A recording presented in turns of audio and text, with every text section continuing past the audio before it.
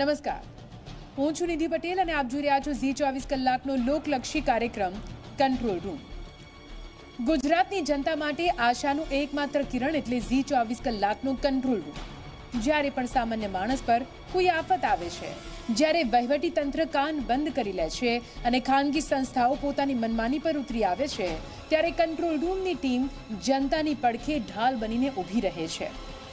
અગાઉ પણ અમે જનતાના કેટલાય જટિલ પ્રશ્નોને માત્ર ઉઠાવ્યા નથી, પરંતુ સત્તાધીશોના કાન આંબળીને તેનું ચોક્કસ નિરાકરણ લાવી આપ્યું છે. જનતાનો આજ અતૂટ વિશ્વાસ આજે ફરી એકવાર સાબિત થયો છે શિક્ષણના વેપારીઓ સામેની લડતમાં. અમદાવાદમાં આરટી અંતર્ગત ભણતા વિદ્યાર્થીઓ શાળાની દાદાગીરી સામે હતાશ નિરાશ થઈ ચૂક્યા હતા.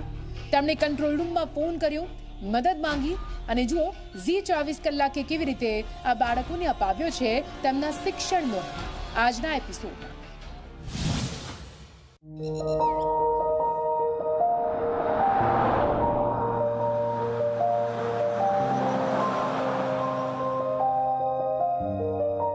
અમદાવાદ એક એવું શહેર જેને આપણે સદીઓથી સંસ્કાર અને શિક્ષણની નગરી તરીકે ઓળખીએ છીએ.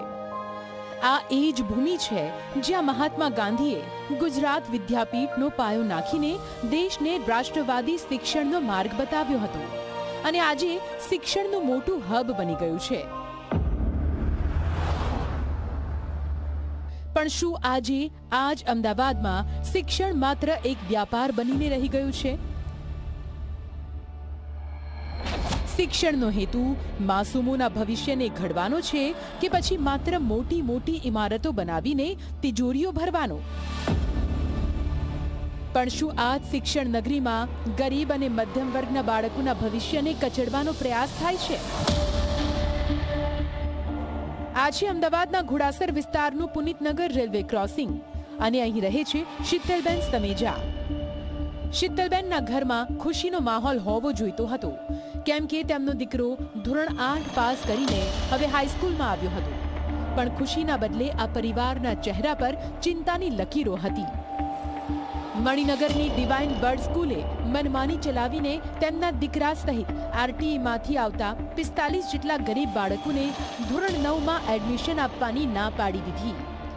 શાળાએ વાલીઓને કહી દીધું કે અમે તો મેરિટના આધારે જ પ્રવેશ આપીશું, તમે તમારા બાળકોના એલસી લઈ જાઓ. શીતલબેન ધોરણ 9ની નિયમ મુજબની ફી ભરવા માટે પણ તૈયાર હતા, છતાં પણ શાળાનું હૃદય ન પીગળ્યું.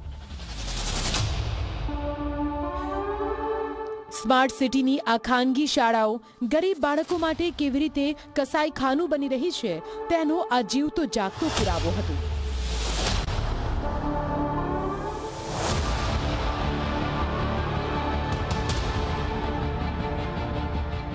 જો કે શીતલબેન ઝી 24 કલાકના નિયમિત દર્શક હતા. તેવામાં ઝી 24 કલાકનો કંટ્રોલ રૂમ કાર્યક્રમ નિહાળતા શીતલબેન સમેજાના મનમાં એક આશા જાગી હતી કે દુનિયા ભલે મોઢું ફેરવી લે, પણ આ કંટ્રોલ રૂમ તેમને ન્યાય અપાવશે. તેમણે ભીની આંખે ઝી 24 કલાકનો સંપર્ક કર્યો અને મદદ માટે વિનંતી કરી. કંટ્રોલ રૂમની ટીમ પણ જનતાના આ સાદને માન આપી તાત્કાલિક અમારી ટીમ તેમના ઘરે જવા માટે રવાના થઈ.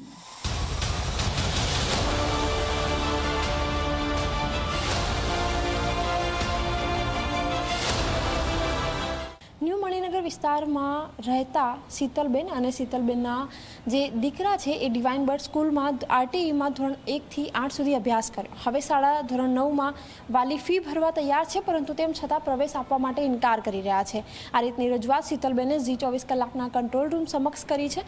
અમે તેમની પાસે જઈશું, તેમની રજૂઆત શું છે એ સાંભળીશું અને જો શીતલબેનને ધોરણ 9માં એમના જે બાળકને પ્રવેશ નહીં મળે તો અમે તેની સામે ડીઓ સુધી જઈશું અને તેમને એડમિશન મળે તે પ્રકારની પણ પ્રયત્ન કરીશું. સાથે જ તેમની સાથે લગભગ 45 જેટલા વાલીઓ છે કે જેમને આ પ્રકારની મુશ્કેલી છે, તેમની સાથે પણ વાતચીત કરીશું અને તેમના પ્રશ્નોનું નિરાકરણ આવે તેની માટેનો સમાધાન લાવવાનો પણ પ્રયત્ન કરીશું. અમદાવાદનો મણિનગર વિસ્તાર શહેરના ટ્રાફિકને ચીરતા ચીરતા 1 કલાકના અંતે અમે ઘોડાસર વિસ્તારમાં પહોંચી જ ગયા. શીતલબહેને પહેલાથી જ અમને સરનામું આપ્યું હતું તે પ્રમાણે તેઓ હરિકૃપા એપાર્ટમેન્ટમાં રહેતા હતા. જેથી એક બે ગલીઓમાં પૂછતા પૂછતા અમે તેમના ઘર સુધી પહોંચી ગયા.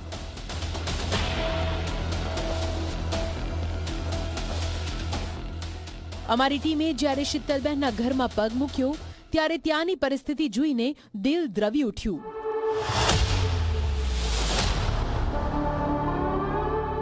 ઘરની દિવાલો અને અપૂરતી સાધન સામગ્રી જ બતાવી રહી હતી કે આ પરિવાર ગરીબીમાં પોતાનું જીવન વિતાવી રહ્યો છે. મોંઘવારીના આ જમાનામાં પરિવારનું ગુજરાન ચલાવવા માટે જ્યાં સંઘર્ષ કરવો પડતો હોય ત્યાં ખાનગી શાળાઓના શિક્ષણનો તગડો ખર્ચ ઉઠાવવો આ પરિવાર માટે અશક્ય હતો. અમારી ટીમે શીતલબેન સાથે વિગતવાર વાતચીત કરી. સાંભળો તેમની વ્યથા.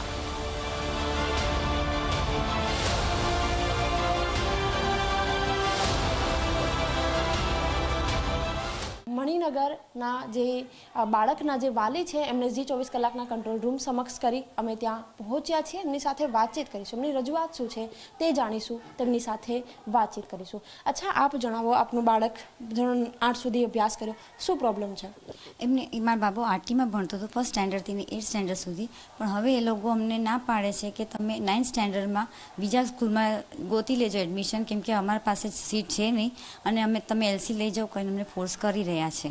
અચ્છા, તમારી સાથે બીજા કેટલા વાલીઓ છે અને બધાને શું કહેવામાં આવે છે? એમ તો અમારે ટોટલ 45 હતા, પણ એમાંથી ખાસા બધા લોકો તો એલસી લઈને ગયા છે, એમને ધરાઈને ધમકાઈને એલસી આપી દીધી છે, લઈ ગયા છે એમને. અને જે બીજા પેરેન્ટ્સ હતા તો અમે થોડીક હિંમત કરી છે અને તમારા આ 24 કલાક ઝીમાં મેં ફોન કર્યો હતો મેં, તો એ લોકો અમને હેલ્પ કરવા આવી ગયા. અચ્છા, તમારું બાળક એ અત્યાર સુધી આ સ્કૂલમાં ભણ્યો, હવે બીજી સ્કૂલમાં જાય, કેવી પ્રોબ્લેમ થઈ શકે તમને? અમને ખાસું બધું આવવા જવાનું પ્રોબ્લેમ થઈ જાય. વરસાદ પાણીમાં યુનિફોર્મ નવા લો, છોકરાઓ ચેન્જ થઈ જાય, ટીચરો ચેન્જ થઈ જાય અમારે, અને છોકરાનું માઇન્ડ બી અપસેટ થઈ જાય, કેમ કે મેઇન પાયો 9th અને 10th જ છે, જ્યાં પછી એમાં છોકરું બગડી જશે, કેમ કે મેચ્યોરિટી ત્યારે જ છોકરાઓમાં આવે છે બાળકોમાં, અને કોઈ ખરાબ સંગત હોય તો બી બગડી જાય. અહીંયા ગ્રુપ સારું છે, ટીચરો બી હેલ્પફુલ છે બધું, તો એમ લાગે કે ટીચર બધા ઓળખે છે તો સૌ સારું રહે છોકરાને, કે ભણવામાં થોડું ધ્યાન આપે ને આપણું છોકરો ભવિષ્યમાં સારું કંઈક આગળ બની શકે એમ. અચ્છા, 1 થી 8 સુધી આ શાળામાં તમારા બાળકે અભ્યાસ કર્યો, ક્યારેક કોઈ કોરમાયું વર્તન કર્યું છે? હા, એક સ્ટેન્ડર્ડ 6th સ્ટેન્ડર્ડમાં મારા છોકરા સાથે બહુ ટોર્ચર, મને મારા છોકરાને બહુ ટોર્ચર કર્યું હતું, પણ મેં કીધું હવે ગમે તેમ કંઈ મારા 6 મહિના કાઢવા જ છે, એટલે પછી મેં બહુ ધ્યાન અને મારા યુનિટી બી નહોતું કે કોઈ કોન્ટેક્ટ નહોતું કે કોને કોન્ટેક્ટ કરું કરીને, પણ મેં ગમે તેમ કરીને સહન કરીને મેં એને ભણાવી દીધો 1 વર્ષ તો ત્યાં. હવે તમે જ્યારે શાળામાં જાઓ છો, કોના તરફથી તમને શું કહેવામાં આવે છે? તમને સ્કૂલ તરફથી શું કહેવામાં આવે છે? કોણ તમારી સાથે વાતચીત કરે છે? એટલે અમારા જે ગ્રુપ હોય છે સ્કૂલમાં, બધા વાલીઓ છે, બધા મારી સાથે વ્યવસ્થિત વાત કરે છે સારી રીતે, કોઈ ભેદભાવ એમાં વાલીઓમાં નથી હોતું, પણ આ સ્કૂલમાં ખાલી આ પ્રિન્સિપલ ને એ લોકો જ છે જે એમનામાં ભેદભાવ રાખે છે, બાકી ટીચરો બી નથી રાખતા સ્કૂલમાં ભેદભાવ અમારી સાથે, તો કે આરટીના છોકરા છે, કંઈ ટીચરને જાણ બી નથી હોતી કે કયા છોકરા આરટીમાં છે, શું છે, જે છે એ બધું પ્રિન્સિપલ ઓફિસમાં એ લોકોને જ ખબર હોય છે નીચે. અચ્છા, હવે તમારી અપેક્ષા શું? તમારા બાળકને કેવી રીતે પ્રવેશ આપવામાં આવે? આ સ્કૂલમાં પ્રવેશ આપવામાં આવે કે કેમ? હા, અમને વધારે ઇન્ટરેસ્ટ છે કે આ સ્કૂલમાં આપે તો અમારું બાળક તો સારું થાય, કેમ કે ગ્રુપ અને યુનિટી સારું છે, વ્યવસ્થિત છે, એટલે અમને ટ્રાય કરીએ છીએ કે આ સ્કૂલમાં મળી જાય તો સારું એમ. વધારે તો નજીક બી છે, લેવા મૂકવા માટે પ્રોબ્લેમ બી ન આવે છોકરાઓને.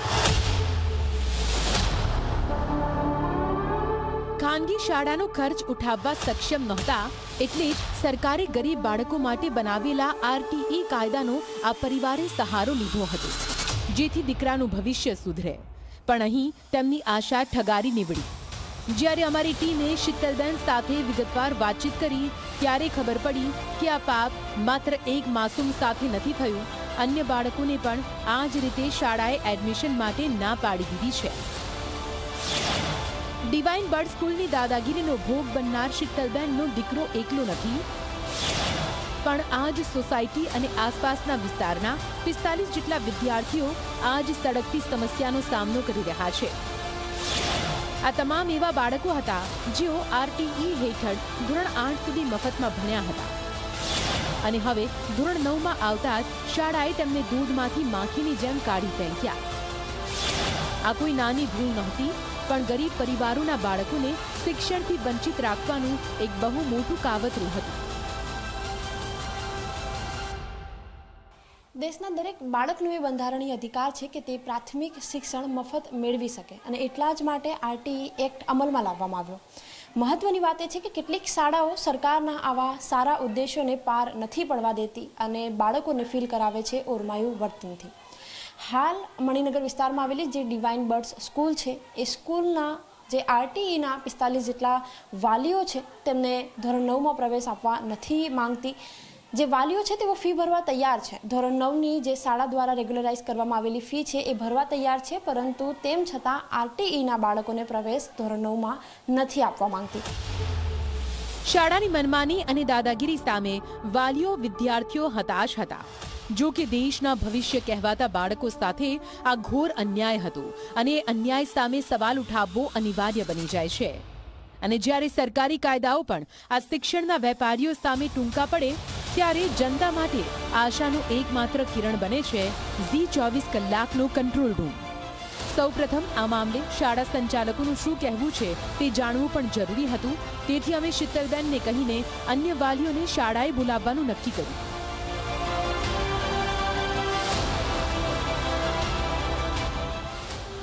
કંટ્રોલ રૂમની ટીમ તરત જ શીતલબહેનને સાથે રાખી ડિવાઇન બર્ડ સ્કૂલે પહોંચી, જ્યાં શીતલબેન જેવા અન્ય વાલીઓ પણ હાજર હતા.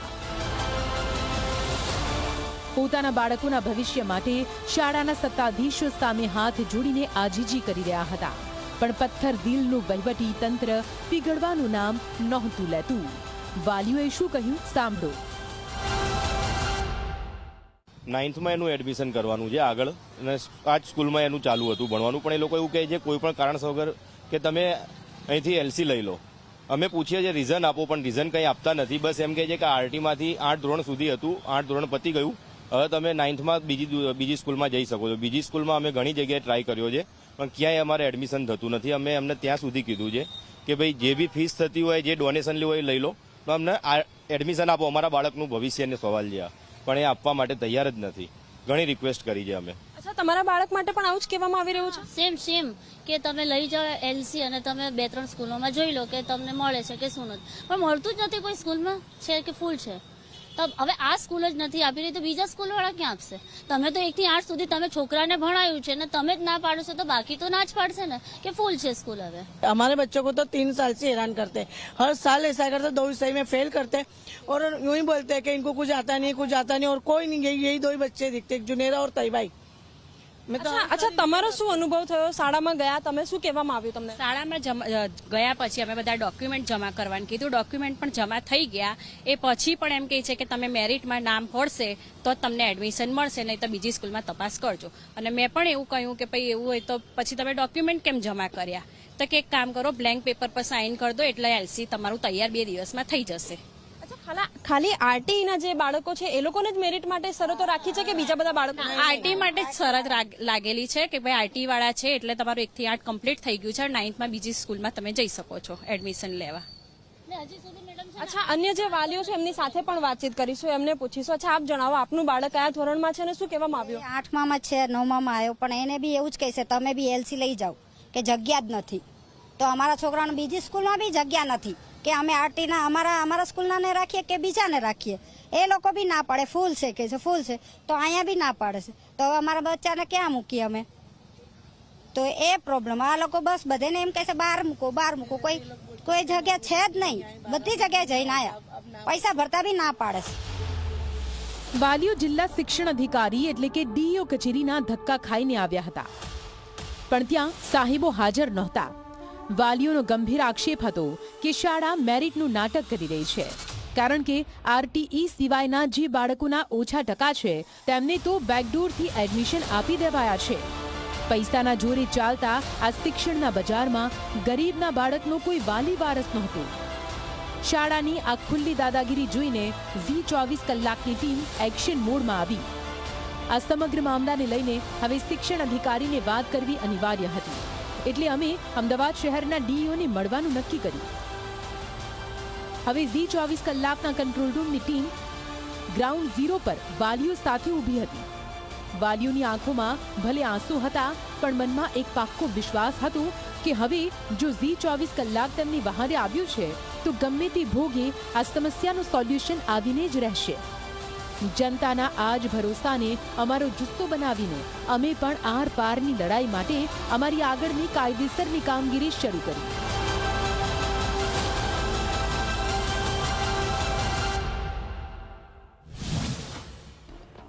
સમસ્યાથી સમાધાન સુધીની કંટ્રોલ રૂમની સફર આગળ પણ ચાલુ છે, પણ તે પહેલા લઈએ એક નાનકડો વિરામ.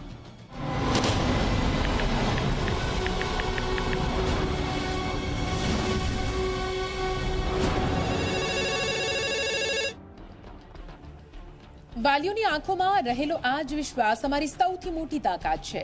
જ્યારે 45 માસૂમ બાળકોનું ભવિષ્ય અધ્ધરતાલ થઈ ગયું ત્યારે કંટ્રોલ રૂમની ટીમ માત્ર મૂક પ્રેક્ષક બનીને બેસી રહે તેવી નહોતી. અમે વાલીઓની લાચારીને જોઈ લીધી, તેમની પીડાને સમજી લીધી. હવે સમય હતો જવાબદારોની શાન ઠેકાણે લાવવાનો, જેઓ એસી ઓફિસમાં બેસીને ગરીબોના નસીબના ફેસલા કરે છે. શાળાની મનમાની સામે હવે લડાઈ આર પારની હતી. સરકારી ફાઇલોના થોથા અને ઓફિસોના ચક્કરમાં શું શિક્ષણ અધિકારીઓ જનતાનો અવાજ સાંભળશે? શું મનમાની કરતી ડિવાઇન બર્ડ સ્કૂલનું લાયસન્સ રદ થશે ખરું? જુઓ ડીઈઓ કચેરીના બંધ દરવાજા પાછળ શું થયું.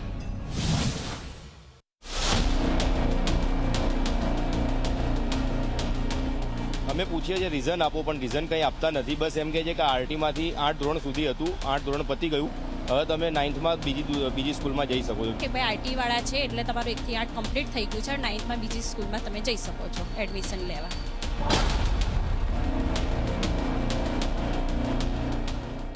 શિક્ષણના નામે ચાલતી આ ખુલ્લી લૂંટ અને મનમાની વચ્ચે સૌથી મોટો સવાલ એ ઊભો થાય છે કે સામાન્ય નાગરિક, ગરીબ વિદ્યાર્થીઓ અને લાચાર વાલીઓ આખરે જાય ક્યાં? એક તરફ મોંઘીદાટ ફી વસૂલતી ખાનગી શાળાઓના બંધ દરવાજા અને બીજી તરફ સરકારી કચેરીઓની લાંબી અને નીરસ પ્રક્રિયા.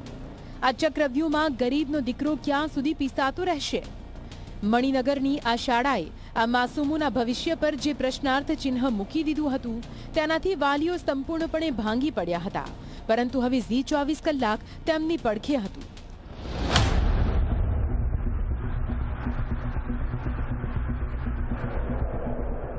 અમે આ સમગ્ર મામલો અને વાલીઓની લડતને કેમેરામાં કેદ કરી સીધા પહોંચ્યા અમદાવાદ શહેરના ડીઈઓ રોહિત ચૌધરી પાસે. ડીઈઓને વિદ્યાર્થીઓની સમસ્યા વિશે વિગતે વાત કરી, ગ્રાઉન્ડ પરની વાસ્તવિકતા બતાવી અને વાલીઓનો રોષ પણ બતાવ્યો. ત્યારે તંત્રની ઊંઘ ઉડી. ઝી 24 કલાકની ધારદાર રજૂઆત સામે ડીઈઓ રોહિત ચૌધરીએ તાત્કાલિક એક્શન લીધા. શું કહ્યું ડીઈઓએ સાંભળો. પહેલાં તો આરટી ધોરણ 8 સુધી જ હોય છે.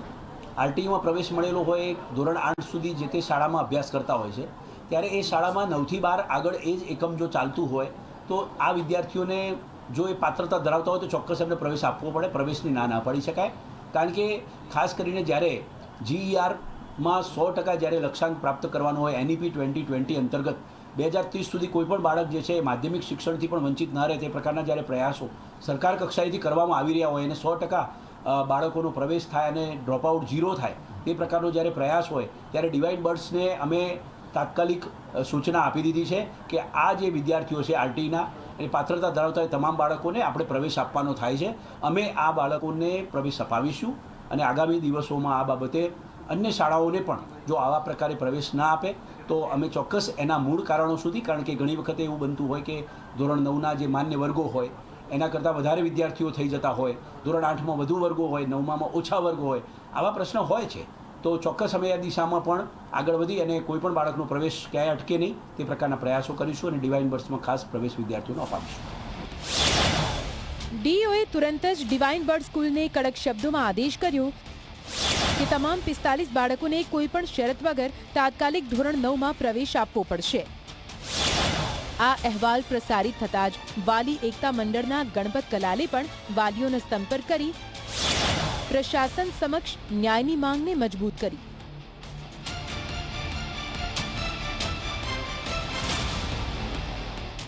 ગણપતભાઈ, આખી શું ઘટના રહી અને તમે વાલીઓનો પણ સંપર્ક કર્યો, તમારો શું અનુભવ રહ્યો?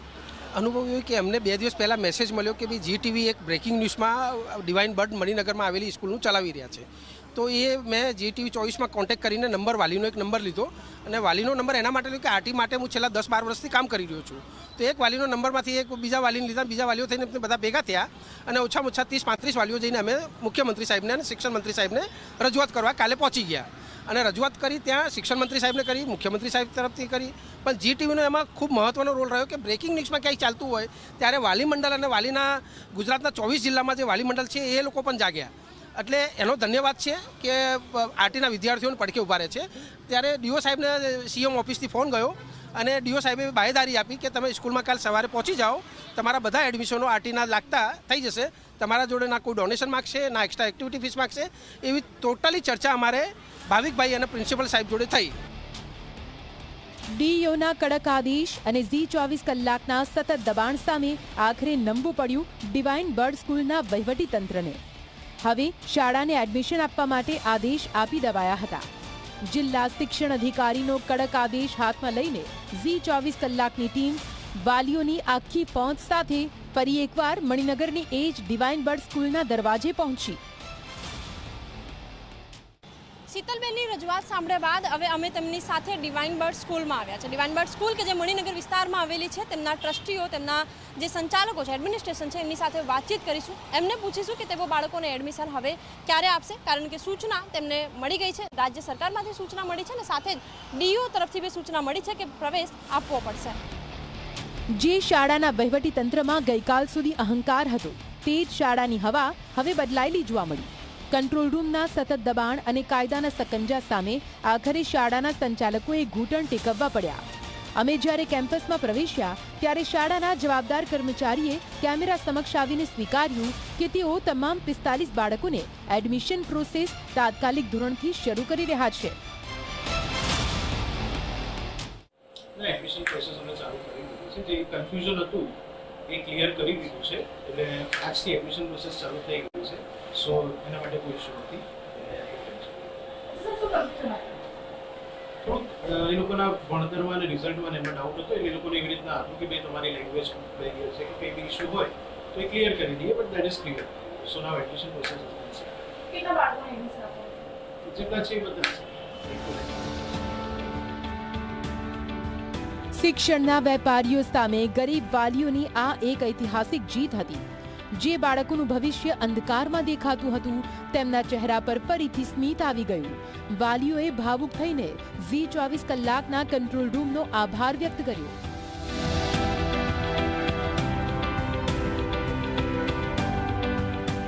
અચ્છા, આપ જણાવો પહેલા કયા પ્રકારની સ્થિતિ હતી ને હવે શું છે?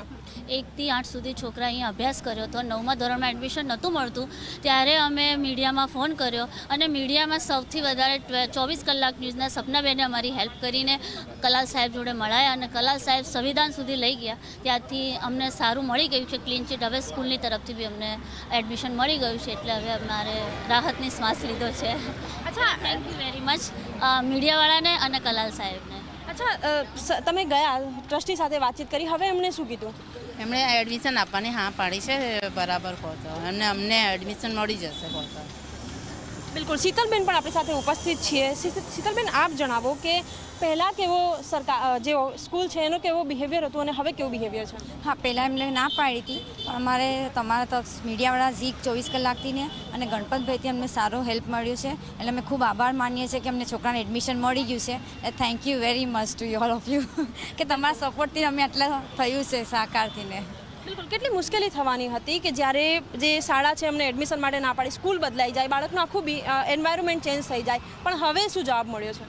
અત્યારે તો ઘણો સારો જવાબ મળ્યો છે, એટલે અમે હમણાં ખુશ છીએ. આજે Zee 24 કલાકના કંટ્રોલ રૂમની અસલી તાકાત ડિવાઇન બર્ડ સ્કૂલના આ કિસ્સાએ સાબિત કરી દીધું છે કે જ્યારે જનતાનો અવાજ બુલંદ બને અને તેની સાથે મીડિયાની સાચી શક્તિ ભળે, ત્યારે ગમે તેવા શક્તિશાળી કે અહંકારી તંત્રએ પણ ઘૂંટણ ટેકવવા જ પડે છે. 45 ગરીબ બાળકોના એડમિશનની આ જીત માત્ર એક એડમિશન નથી, પણ શિક્ષણના નામે વ્યાપાર કરનારાઓ સામે સામાન્ય માણસનો બહુ મોટો વિજય છે. કંટ્રોલ રૂમની આ લડત અહીં પૂરી નથી થતી. આ તો માત્ર શરૂઆત છે. જ્યાં સુધી આ 45 બાળકો સ્કૂલના ક્લાસરૂમમાં બેસીને પોતાનો પહેલો પાઠ નહીં ભણે, ત્યાં સુધી Zee 24 કલાકની નજર આ શાળા પર રહેશે. વિસ્તારમાં રહેતા શીતલબેન કે જેમનો જે દીકરો છે એ ડિવાઇન બર્ડ સ્કૂલ કે જે મણિનગરમાં આવેલી છે તેમાં અભ્યાસ કરતો હતો. આરટીઈમાં ધોરણ 8 સુધી અભ્યાસ કર્યા બાદ શીતલબેન ફી ભરવા માટે રાજી છે, પરંતુ તેમ છતાં ધોરણ 9માં પ્રવેશ આપવા માટે શાળાએ ઇનકાર કર્યો. તેમણે ઝી 24 કલાકના કંટ્રોલ રૂમનો સંપર્ક કર્યો અને અમે જ્યારે અહીં આવી પહોંચ્યા ત્યારે શાળાનું વલણ આખું ને આખું બદલાયું. એ વલણ બદલાવવામાં ઘણી મહેનત પણ કરવી પડી, કારણ કે શહેર ડીઈઓ અને સાથે જ જે વાલી એકતા મંડળ કે જેમણે સામેથી ઝી 24 કલાકના અહેવાલ જોયા બાદ તેઓને સંપર્ક કર્યો, તમામે રાજ્ય સરકાર સુધી વાત પહોંચાડી અને ત્યારબાદ શાળાને સૂચના આપવામાં આવી કે તેમણે બાળકોને પ્રવેશ આપવા પડશે. હવે શાળા રાજી છે, શીતલબેન પણ રાજી છે અને તેમની સાથે અન્ય જે 45 જેટલા વાલીઓ છે તેઓ પણ ખુશ છે કે તેમના બાળકોને હવે ધોરણ 9માં પ્રવેશ મળશે. જો તમે પણ આવી જ કોઈક સમસ્યાથી પીડિત હો, તમે પણ આવી જ રીતે સરકારી કચેરીઓ અથવા તો અન્ય જે શાળાઓ છે, શૈક્ષણિક સંસ્થાઓ છે ત્યાં ધક્કા ખાઈ રહ્યા છો પરંતુ કામ નથી થઈ રહ્યું, તો તમે ઝી 24 કલાકના કંટ્રોલ રૂમનો અવશ્ય સંપર્ક કરો. અમે ન માત્ર તમારા વિસ્તારમાં આવીશું, તમારી વાત સાંભળીશું, પરંતુ તેનું સમાધાન લાવવા માટે પણ પૂરેપૂરો પ્રયત્ન કરીશું. કેમેરામેન મુકેશ ચૌહાણ સાથે સપના શર્મા, ઝી 24 કલાક, અમદાવાદ. સામાન્ય માણસની સમસ્યાઓનો કોઈ પાર નથી અને સમસ્યાના સમાધાન માટેની ભાગદોડ પણ અપાર હોય છે, પરંતુ હવે કોઈ પણ સામાન્ય વ્યક્તિએ સમસ્યાના સમાધાન માટે દોડધામ કરવાની જરૂર નથી, કેમ કે ઝી 24 કલાકે શરૂ કરેલો કંટ્રોલ રૂમ સમસ્યાથી તેના સમાધાન સુધી રહેશે તમારી સાથે. તો હોય તમારી પણ કોઈ સમસ્યા તો કરો આ નંબર પર કોલ, અમે કરીશું તમારી સમસ્યા સોલ્વ. ફરી મળીશું એક નવા એપિસોડમાં. ત્યાં સુધી આપ જોતા રહો આપની મનપસંદ ન્યૂઝ ચેનલ ઝી 24 કલાક. નમસ્કાર.